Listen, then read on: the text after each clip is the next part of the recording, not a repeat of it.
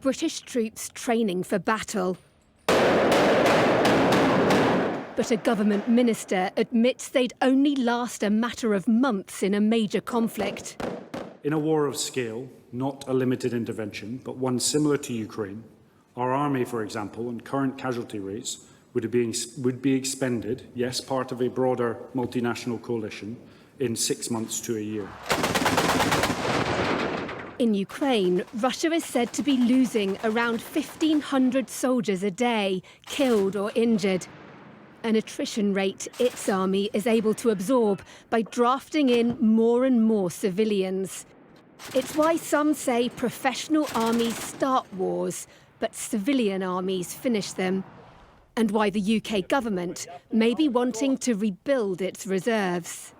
In the Cold War, the UK had a large part-time military force, including something called the Strategic Reserve. It comprised tens of thousands of personnel who'd left full-time service but could be called upon in a crisis. They'd be trained once a year and had kit ready to use. But that costs money now. The part-time force is much smaller, and the Ministry of Defence doesn't even know who all the members of its Strategic Reserve are. At a time of growing threats, the UK's military chief has his own warning about a new era of nuclear peril. We are at the dawn of a third nuclear age, which is altogether more complex. It's defined by multiple and concurrent dilemmas, proliferating nuclear and disruptive technologies, and the almost total absence of the security architectures that went before.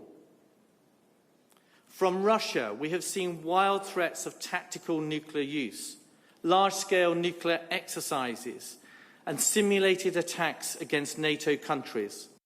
Yet this is all about choice and what society wants to prioritise.